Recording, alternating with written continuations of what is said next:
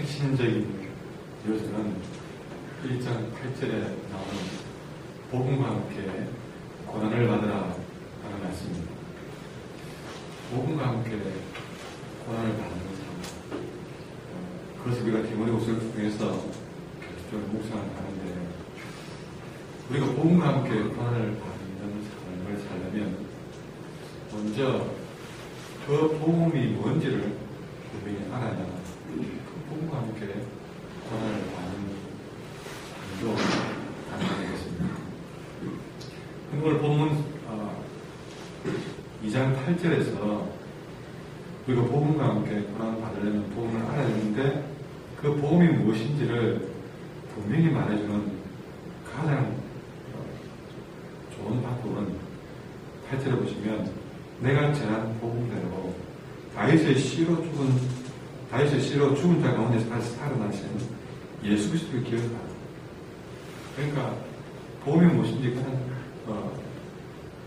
우리가 아는 좋은 방법, 아니 복음적인 복음은 예수님입니다. 그래서 예수님 누군지를 기억하는 것, 그것이 복음을 기억하는 것, 복음을 아는 것입니다.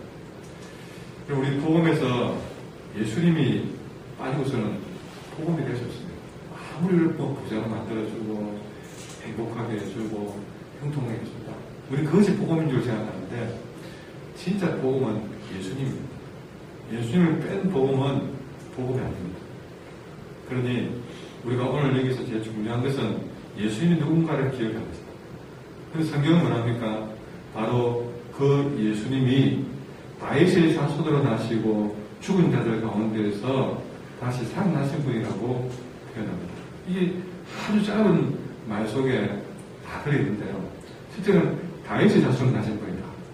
이 말은 그냥 다윗의 자손이라는 것이 중요한 게 아니라, 이 다윗의 자손은 이미 구약에 예언된 그분인 것이죠.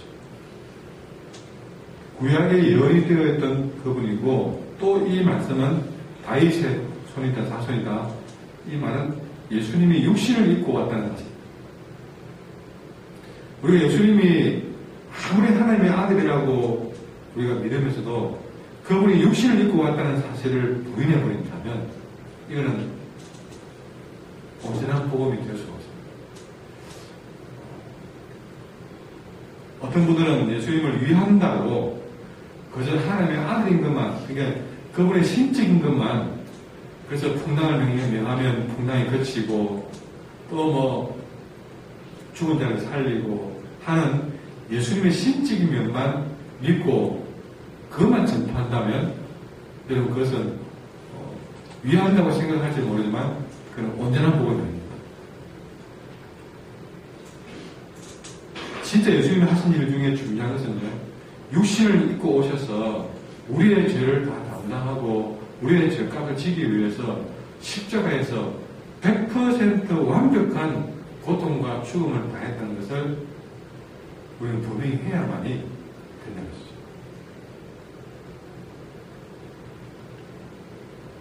세상에는 예수님의 이런 인간적인 면을 무시해버리고 삭제해버리고 그저 예수님의 신적인 면만 강조하는 그런 이단들도 많이 있습니다.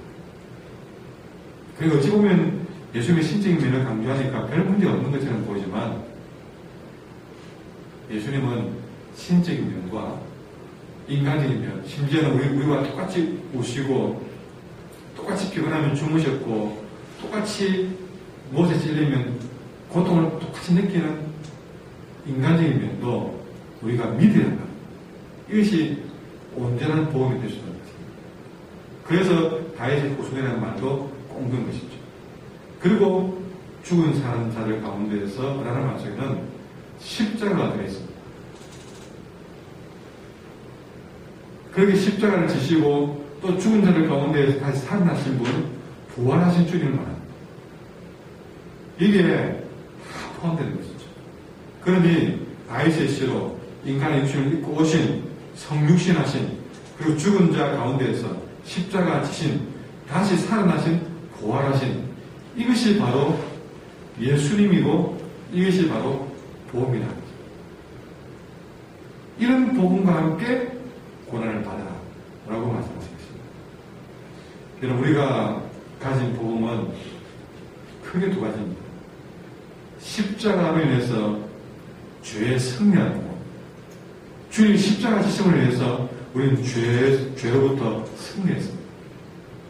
그리고 또 하나는 부활로 영광 얻는 복음입니다. 십자가로 승리하는 복음, 부활로 영광을 얻는 복음, 이 두 날개가 분명히 해야만이 온전한 복음입니다. 십자가의 복음만 가져도 한쪽 날개만 가진 복음입니다. 부활만 가진 복음도 한쪽 날개만 가진 복음입니다. 십자가가 있어야 부활의 복음이 있고, 부활의 복음이 있어야 십자가가 있습니다. 이 두 날개만 당당하다면, 이 복음만 가진다면 우리는 구원받는데 확실하고, 우리 모든 신앙에서 복음과 함께 고난받음에도 우리는 충분히 감당해낼 수 있는 것입니다. 그래서 이 사도 바울은 이 십자가로 승리하는 복음과 부활로 영광 얻는 이 복음을 가지기 때문에, 그 다음 뭐라 합니까? 9절에 이 복음으로 말미암아서 이 두 복음이 분명했기 때문에 내가 주인과 같이 매이는 데까지 고난을 받았지만 하나님의 말씀은 결코 매이지 아니했다라고 얘기합니다. 똑같습니다.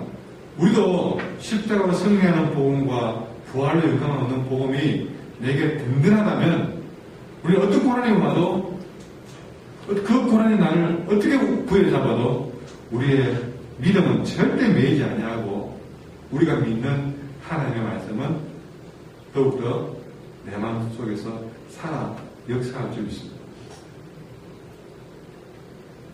더 나아가서 이 사도 바울은 자기가 지금 감옥에 매여 있습니다. 사람들은 걱정합니다. 저렇게 위대한 일을 해야 될 바울이 감옥에 갔는가? 또 바울이 이렇게 묶여 있으면 복음은 누가 잡는가? 하나님의 역사는 이제 이렇게 묶여버리는가? 온갖 걱정을 다 합니다. 그러나 사도 바울은 자기가 감옥에 갇혀도, 그렇게 두 손 두 발 묶여도 오히려 아까 말했지만 하나님의 말씀을 매이지 않고 더 온 땅에 전파될 것이고, 여러분, 사람들은 바울만 살다 보면 복음은 더 이상 전파되지 않을 것이라고 생각했습니다.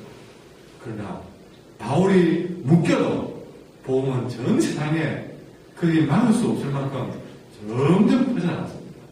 동시에 사도 바울이 매인 것은 온 교회를 어렵게 만들고 성도들을 기죽게 만들 줄 알았는데, 오히려 더 많은 성도들에게 고난에 동참하는 영광의 본보기가 되었다.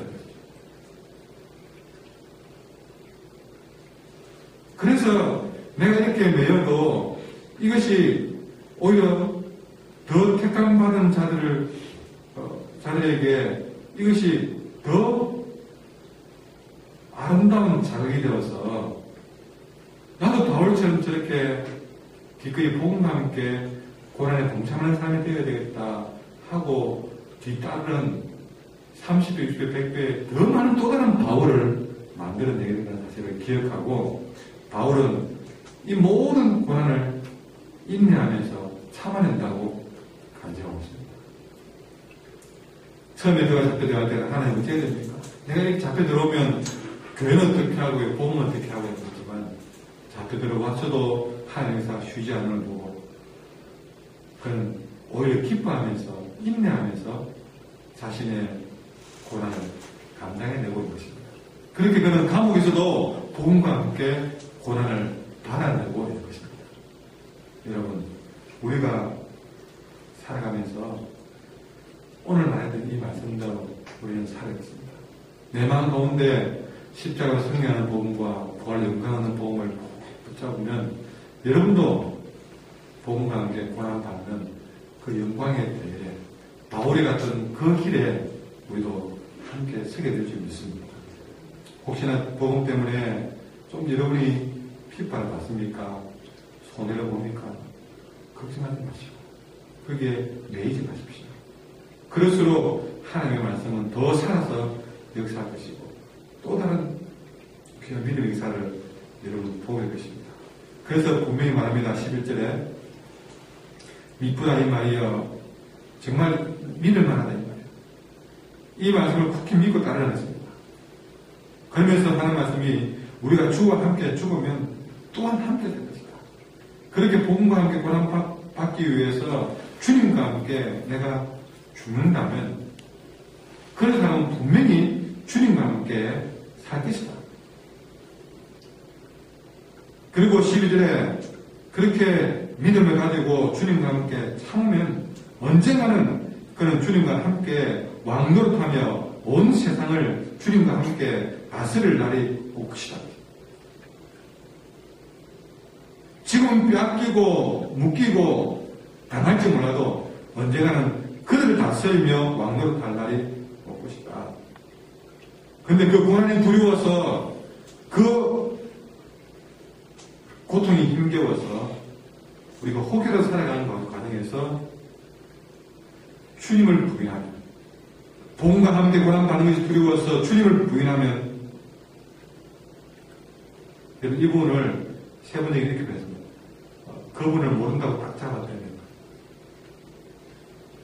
그분을 모른다고 모른 척하면 주님도 우리를 모른 척할 것입니다.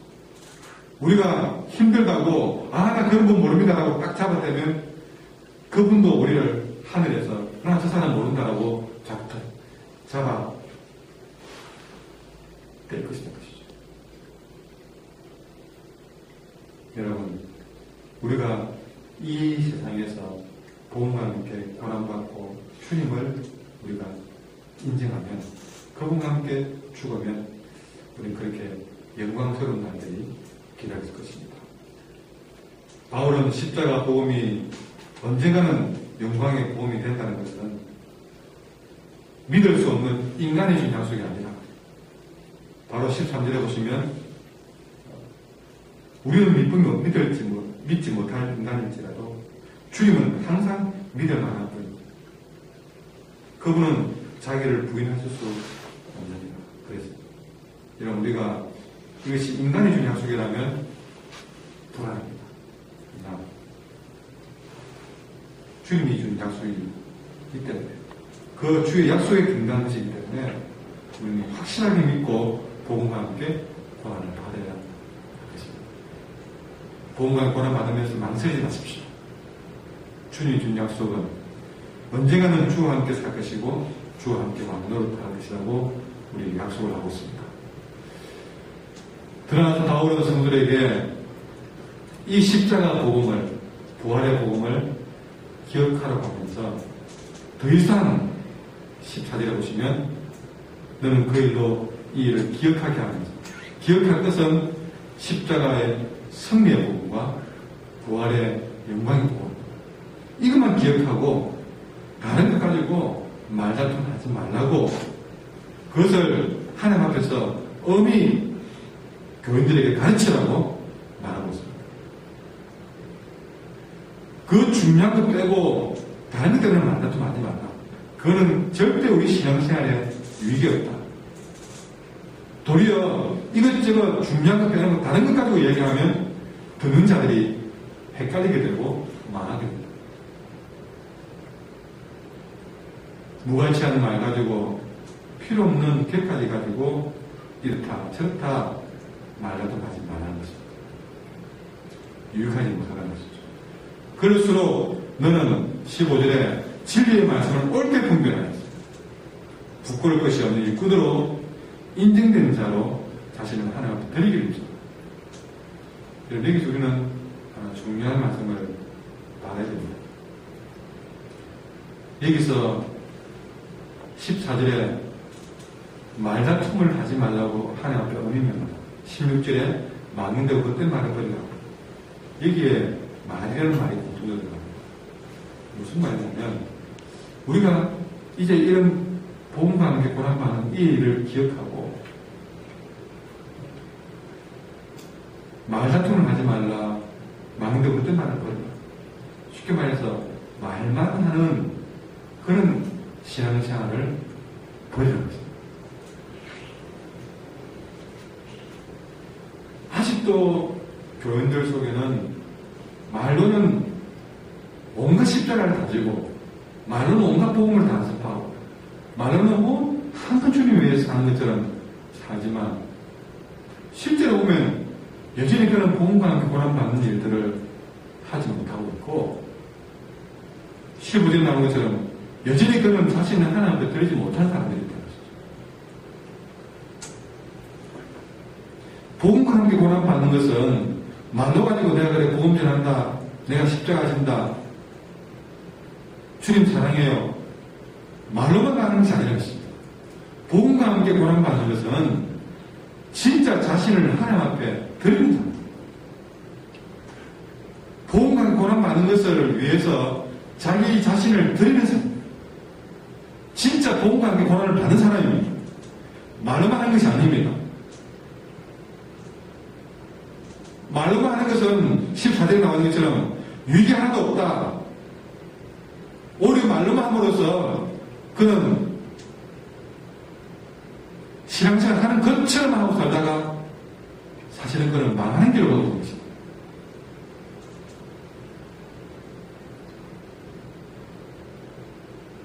수천 번 말해도 소용없다는 것입니다. 그는 무익한 탁상 공문이다.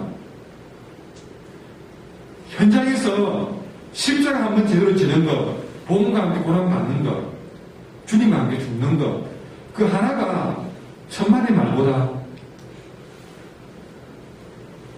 더 중요하다. 천번 말하지 말고 현장에서 자기를 들여서 십자가 지는 것으로 드러나야만이 그게 진짜 신앙이다.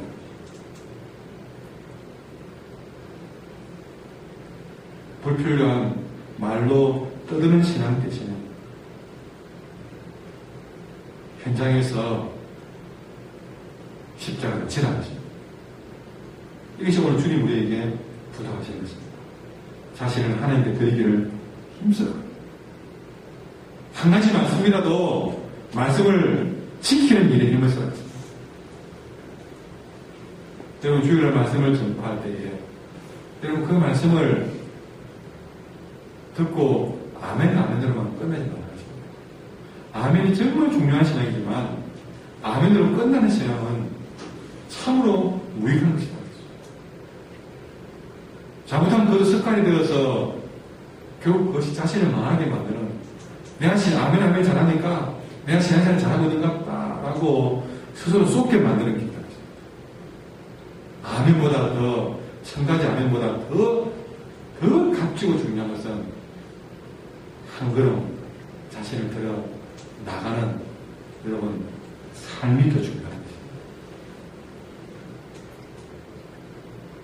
여러분 그렇게 나아가기 위해서는 여러분 15절에 나와 있는 또 하나 중요한 것입니다. 진리의 말씀을 옳게 분별하는 것입니다.